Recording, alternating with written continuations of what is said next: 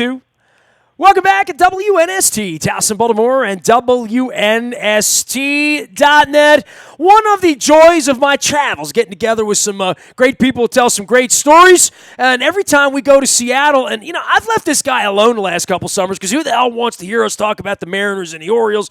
But this guy has covered baseball, football, sports in Seattle for a long, long time. Long-time Seattle Times sports writer and columnist with a book on Edgar Martinez, and I'm looking forward to talking about that as well as all things Seahawks. Always a pleasure to welcome Stone Larry back on Twitter. He is Larry Stone at Seattle Times. Larry, first things first, man, how are you? I don't bother you too often, and these Seattle-Baltimore, grudge matches of the days of Jay Buhner and Randy Johnson and the kid and all that stuff, and Davey Johnson coming out there and the roof falling in on Sid Fernandez.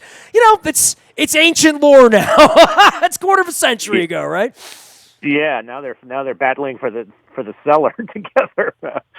The Mariners are one of many teams that have gone the tear down approach, and so they're coming off a really bad year. But there's hope on the horizon. They've got a pretty good group of prospects, but you know how that is. That you never know whether they're going to pan out and how quickly they're going to pan out, and whether they're all going to come together at the right time. So.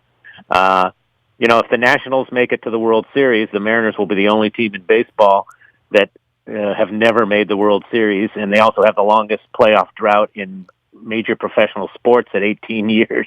So people are not real happy with the baseball team. Right now. I don't think of them as being woefully inept or have as bad as the Astros ever were, or the Tigers ever were, or the Royals have ever been, or the Orioles or the Pirates, or the deep, deep depths of awfulness. But I also remember them having a 120-win season and not winning in the end. Whatever it was that year, that they were outrageously good, and how good they had been and how electric it was. I had a friend's anniversary the other day, wedding anniversary, that I remember being at their wedding and watching big Mariners playoff games back in 1995 in that era. And you wrote a book on Edgar Martinez, and he's a fascinating case study in the same way, is Ray Guy a Hall of Famer? Is Morton Anderson a Hall of Famer?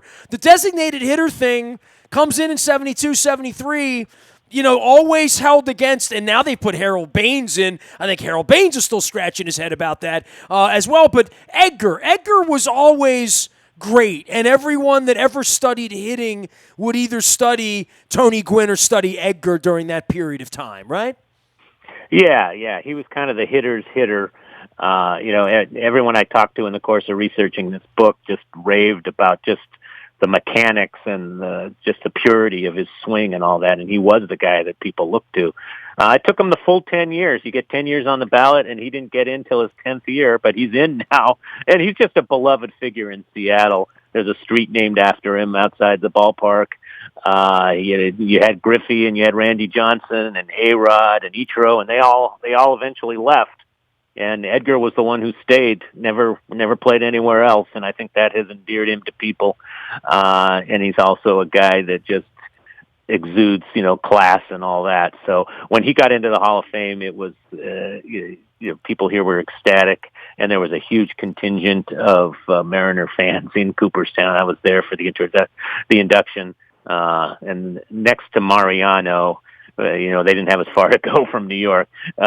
He was definitely had the second biggest crowd there in Cooperstown. So, yeah, that's an era. That was an amazing era for Mariner baseball. But it ended in 1995 to 2001. There are only 4 playoff appearances in team history occurred in that stretch, and the year you alluded to, 2001, they won 116 games to tie the American League record, got knocked out in the ALCS by the Yankees, and they haven't been back to the playoffs since 2001. So, this is a great baseball town. They led the majors in attendance 01, 02, 03, but it's been on a steady decline. It's a very similar. I remember when Camden Yards was sold out, that long sellout streak, and now, it's hard to sustain that, but I think that it would come back in both places if they fielded a winning team again.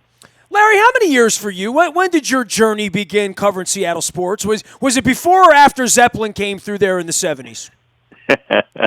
I came here in 1996. Okay. Or the year after that. I covered baseball and other sports in the Bay Area for 10 years before that, and it's actually this is my 40th year in sports writing. I started in 1979 in a small paper in Yakima, Washington. Nice. So 23 years in Seattle, mostly doing baseball, but for the last 6 years I've been the general sports columnist. You know, I've dedicated my life to it as well. I began at the News American in 1984 and the Baltimore Sun from 86 to 92, and I've been doing radio. It's my 29th year of going into doing this stuff, and you're really defined when you do this for a living, as long as we have, by what is given to you, right? Like, the Orioles have given us ground chuck most of the time since Cal Ripken, you know what I mean? There's a minute of Manny Machado and a minute of Buck Showalter. You guys haven't had that, but you had the early parts of Griffey and Edgar, but more than that, and I'm about to make a trip over to Tokyo. I'm going over in December. Ichiro is my favorite player of the modern era. My favorite player of the era before that was Tony Gwynn, and I got to know Tony Gwynn really well, and did a lot of radio with him, and I have these conversations that are, still have, you can hear his voice, you know what I mean? And here in Baltimore, whether it's Cal Ripken or Ray Lewis, and before that, Johnny Unitas, Brooks Robinson, saw him at the game the other day.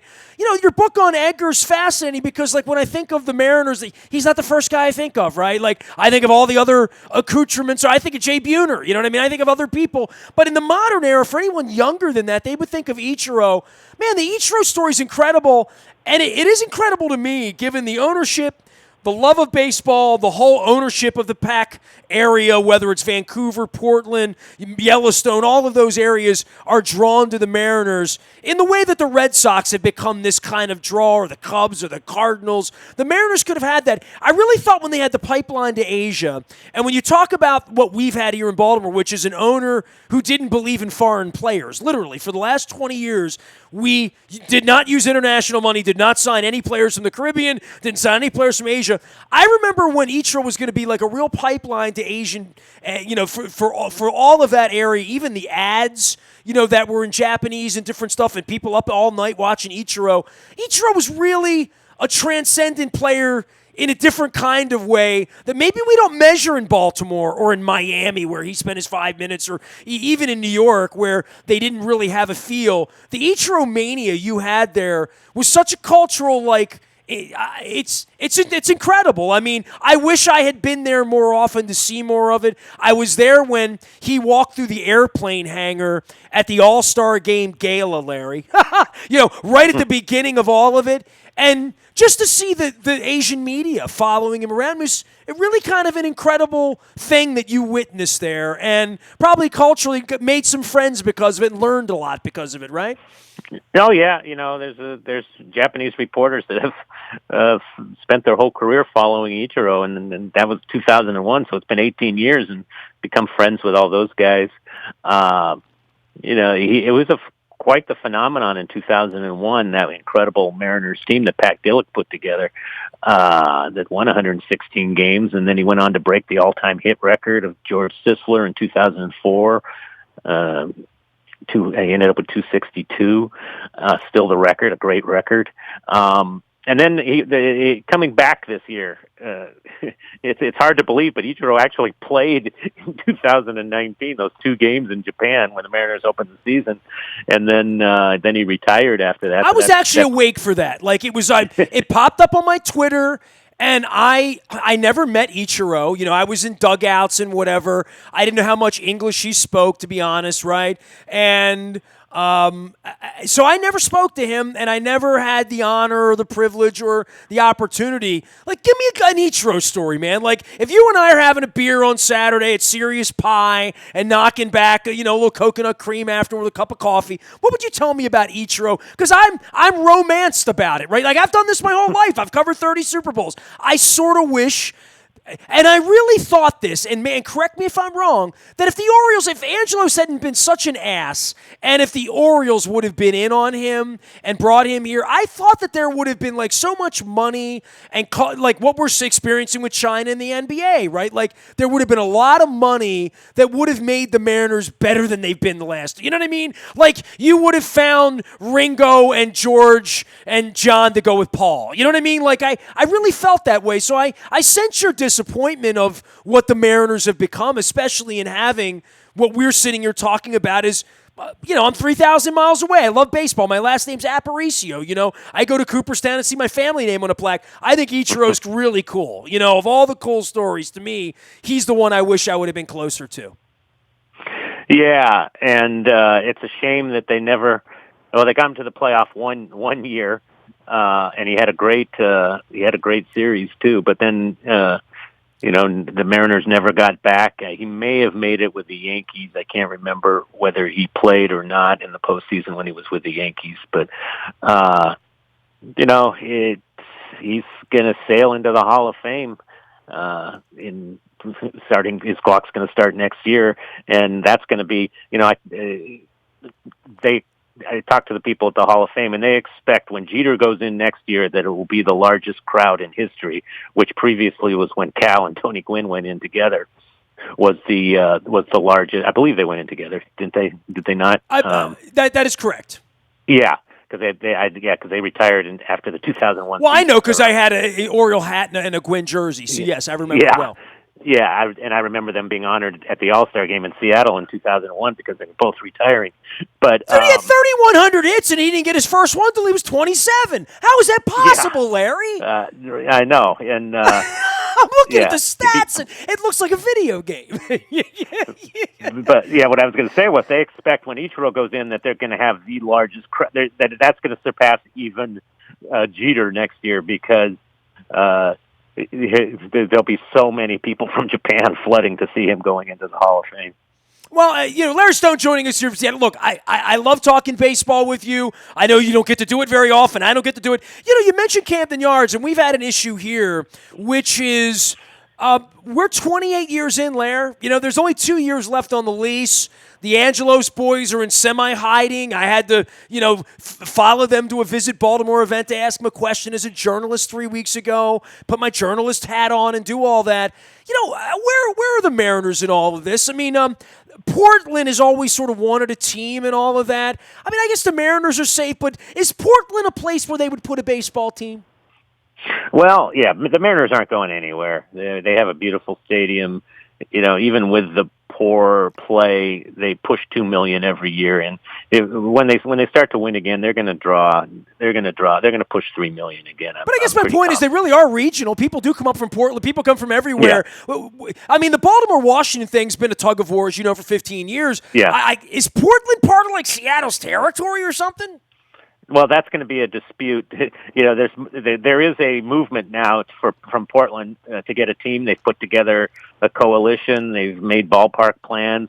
I think they're eyeing the Oakland A's, to be honest, because the A's or the Rays are the two vulnerable teams right now because they both don't have their stadium situation figured out. And if Portland ever did get a team, I think the Mariners would want a similar arrangement as the Nationals got, or as the Orioles got, rather, when the Nationals came in, where they got a share of their TV revenue, because that is considered their territory, and they do get a substantial number of fans who head north from Oregon to see the Mariners because it's the only pro baseball team in the region, and their attendance would be cut if Portland ever got a team. So, I think Portland's high on the list of areas that would ever be considered if there was relocation. I don't think there's expansion in the works anytime soon, and I don't think it would be smart. But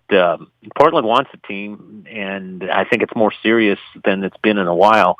So that is definitely something to watch, and something that we're going to be paying close attention to here in Seattle. Well, we're drawing Expos crowds here, right? And people are afraid of coming downtown, and the Nationals look like they're going to have a parade 2 weeks from now. I mean, it's crazy times, and we're 2 years out on a lease. So I'm talking about it because I saw the Colts leave, I saw the Bullets leave. I'm 51 now, Larry. I mean, I've been around this a little bit, and money talks, and Portland feels like they want it, and there are very few municipalities left. Seattle wanted it really bad in the 70s, right? That's how the Kingdome got done. That's how the two new stadiums, the one that I'm going to go get to see the Who play in on Friday or Saturday night. So, all right, football. Green, it's gangrene, it's all green, but the Earl Thomas thing, sort of that's the lead story in the Emerald City, right? Yeah, it's going to be this week, him coming home. He was a huge part of this great era of Seahawks football. And, just like Richard Sherman, he kind of left under a cloud. But he's going to go into the Ring of Honor in Seattle when it's all said and done, and go into their Hall of Fame and all that. So, people recognize what he meant to the Legion of Boom and to the Super Bowl championship and all that. I think there's mostly fond memories of Earl here, even despite the what happened last year.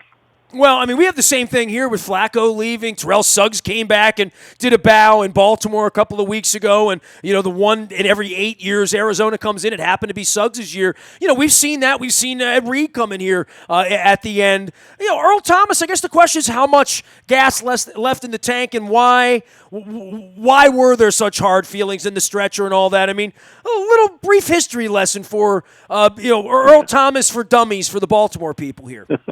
Well, I think it came down almost 100% to money, and him not getting the contract that he thought he should have gotten. He held out a little bit last year and wanted that extension, and the Seahawks, they'd gotten burned on extending some of their superstars, and just decided that it just wasn't viable, and he was mortally offended by that. And given Carroll when he hurt himself last year in Arizona and gave Pete Carroll the finger as he was being carted off, is indicative of where he was. And I think if the if the Seahawks had signed him to an extension, I think he would have been fine and would have not had any complaints. So, he was still, before he got hurt last year, he was leading the team in interceptions, and I think he might have still led the team in interceptions by the end, even though he didn't play the last 8 weeks or whatever. So, he's an interesting, I don't know how much you've had to talk to him, but he's a real interesting guy, a little different, and very, very confident in his ability, and didn't think he was being compensated fairly, and took it deep to heart. And I think that was the root of everything. Well, and the fire that burns in him here, and the functionality of how well he can play, where he can go, and who's around him, where it's not the Legion of Boom, it's the Legion of Who, quite frankly, around here now, where there's been so much turnover, and yet they're trying to find a way, and Wink's trying to scheme it up and get it done. This is going to be a tall task, right? I mean, went out to Kansas City, close but not good enough. Cleveland cleaned their clock, but, the Ravens have played some lesser competition in the Miami Dolphins and the Cincinnati Bengals. This feels like a tall tree to come out to Seattle and deal with Russell Wilson. You talk about the last 10 years. We talked so much baseball at the beginning of this because I do have such fond memories of coming out to the Kingdome in the late 90s and the loudest building I was ever in. And but it's such a football town, and it's all that action green, as they like to call it, when we come in there. And the 12th man, Pete Carroll's really built something there, and he's got a quarterback, and that kid was always maligned, right? Never good enough, too much of this, not enough of that, and everyone has now tried to emulate him. Lamar Jackson's got a lot of Russell Wilson in him, and I tell you, Russell Wilson's the MVP of the league right now, so this feels like a really a difficult thing to come up and have to contend with Russell Wilson right now. Yeah, he's got it all together. I mean, he's got 14 touchdown passes and 0 interceptions right now. And his quarterback rating is about 124, and the record for a season is 121 by Aaron Rodgers. So he's on a pace to have the most efficient season in NFL history. We're only 6 games into it, so that could easily go down. And by the way, this isn't the 2000 Ravens coming in. Yeah. The Seahawks are 5-1, but they have yet to beat a team that currently has a winning record. They beat the Rams, which at the time was a great win, but then the Rams have dropped 2 in a row. Now they're at 500. They beat the Steelers, they beat the Bengals. And the one really good team they faced, the Saints, they even though the score doesn't reflect it, they were basically blown out. So. There's a lot of people who think that maybe they haven't been tested as well, but they're awfully tough to beat at home. They get Jaron Reed, their defensive tackle, who's been on suspension all year. He comes back. The one big question of this team probably is the defensive line. They didn't even get one hit or sack on Baker Mayfield last week in Cleveland. So there's a lot of a little bit of concern about the line, but they do have Jadeveon Clowney and Ziggy Ansah at the end, and I feel like they're about ready to bust loose. I think it's going to be a close, kind of hard fought game. I'd give the edge to the Seahawks because they're at home, but I don't think it's any gimme playing the Ravens. All right, where am I going to dinner one night in Seattle on a Saturday night before a Who concert at beautiful Safeco? And I'm arriving too late to get the Husky Stadium, kind of, sort of, and it's a big game, and it's expensive, and it's Oregon. But I'm really bumming about that because I've always wanted to see a game at Husky Stadium. So in lieu of that, I at least need to get some good food, Lair. Come on, help me out. Well, guys, the Oregon is probably the number one rival of the Huskies, even over Washington State. So if you're going to see a game, that would be the one to see. But slobber well, the Metropolitan Grill is a fancy steakhouse that is really, really good. But if you're looking for something kind of down to earth, Jack's Barbecue. It's not too far from the stadium. Really good barbecue. Nice. From a guy who came here from Texas, and it's authentic East Texas barbecue. So those would be my recommendations. There you go. All right, so good. I like that. I like a little because I've been to the Met, and Met's awesome, and I've celebrated there on a couple of occasions. But I'm looking to stretch out my wings, get up on Capitol Hill, figure myself out. And Larry, I always appreciate you coming on and giving us some intelligent conversation. I know we both would like to be talking more baseball, and King Felix on the other side of this, and Ichiro going to the Hall of Fame. Maybe one day we'll get together sometime in May or June or July or August and talk about some meaningful baseball. I certainly hope so, for your sake as well. Yeah, let's hope so. Thank you. Appreciate it. Stone Larry, the way to find him out on Twitter, and Larry Stone, of course, at the Seattle Times, and written the book on Edgar Martinez. You can check out Edgar and Autobiography. You can find that out at Stone Larry as well. You can find me out on the buy at Toyota.com Audio Vault 24 hours a day from anywhere in the world on your mobile device by downloading the TuneIn Radio app. We do come in crystal clear from anywhere in the world. We are WNST.net, AM 1570 at WNST, Towson, Baltimore, and we never stop talking Baltimore sports.